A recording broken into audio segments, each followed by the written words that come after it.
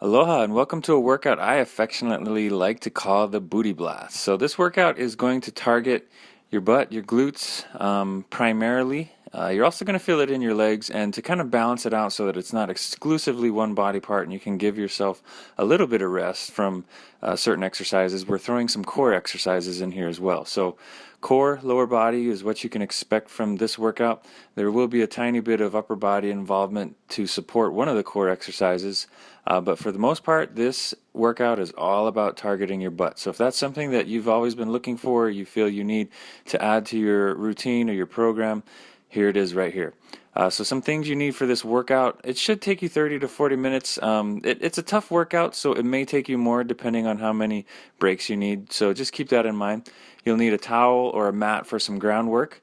Also, keep your water nearby so that when you take your breaks between the circuits, they don't have to be excessively long breaks. You want to keep everything nice and tight and efficient. Keep that nearby. One thing about the breaks is you'll notice in this workout there are 3 circuits of exercises.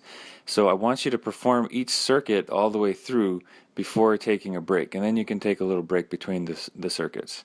You also will need some sort of a timing device for timed exercises, and then some sort of weighted object that's 5 to 15 pounds, probably a little closer to 15, I would say.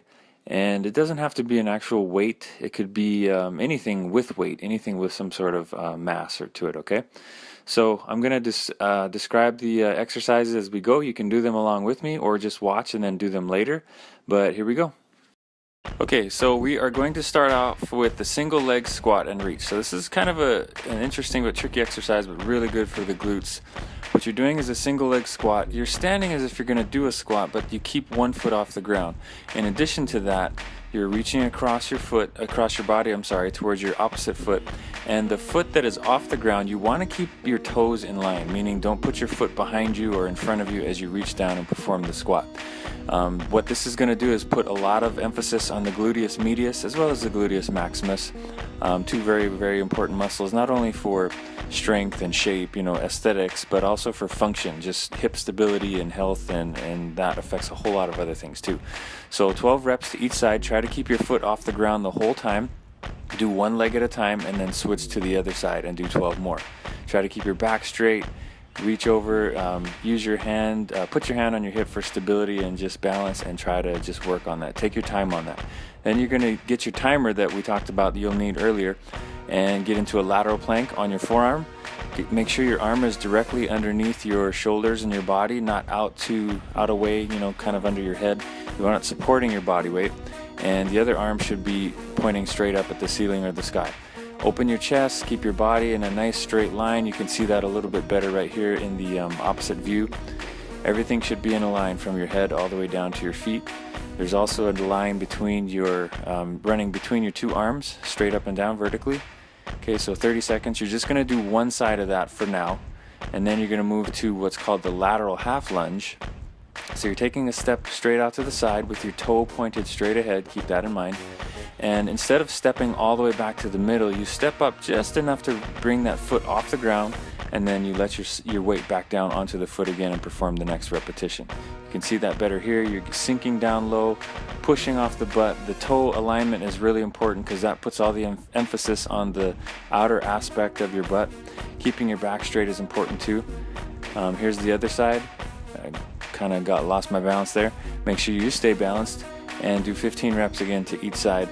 Remember now, the reason also for the quickness of this and just pushing off just enough to get your foot off the ground is to make sure that we keep the tension on the muscle.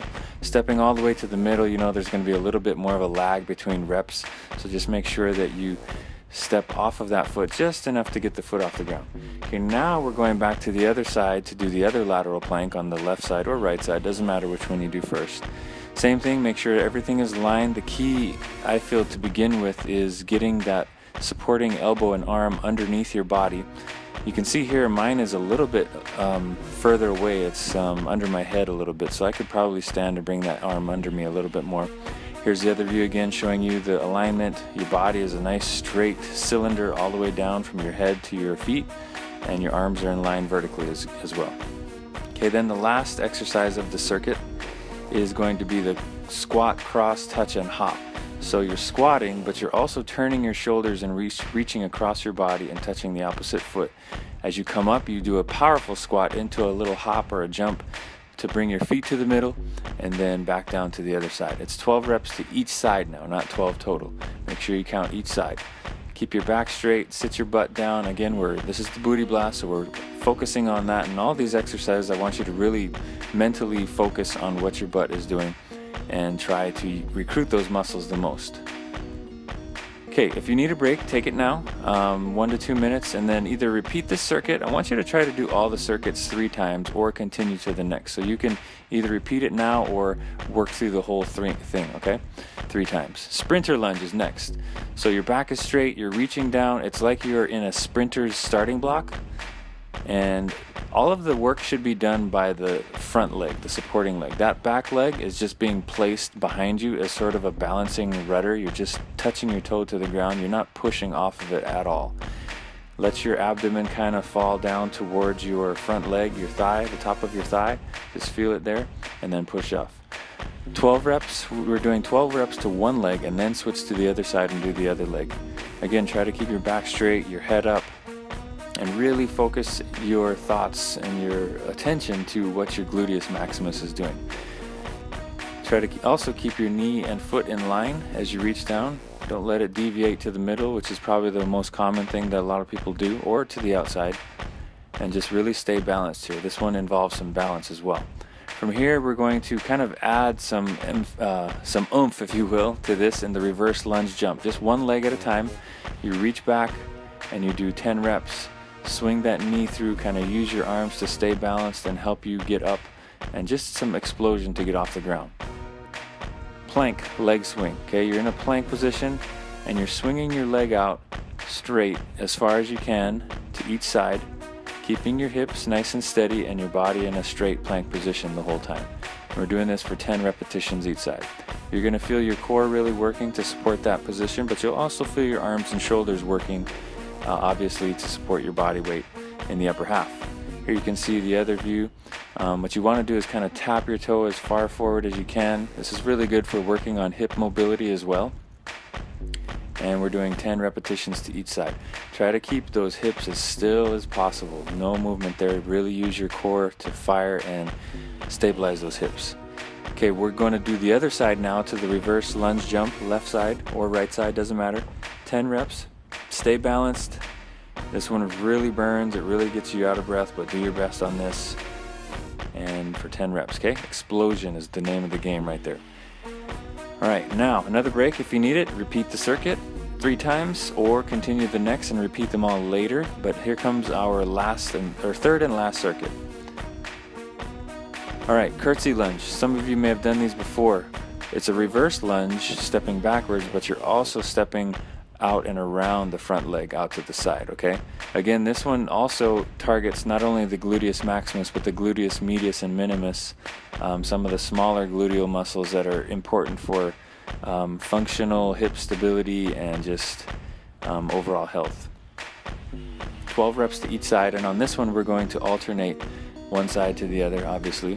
Just like any other lunging movement, try to keep your back straight and your head up, and I would say about a foot or so outside of your front foot is where you want to take your back foot. Maybe a little bit more, just kind of depends on your leg length and what's comfortable for you. 12 reps to each side. Next, you're going to need your weighted object of 5 to 15 pounds for the weighted goblet squat. Your arms and the weight that you're holding in your arms is what kind of forms the shape of a goblet. So you want to keep your elbows in tight as you can. There you go. Leave on, get it right. And just hold that weight under your chin.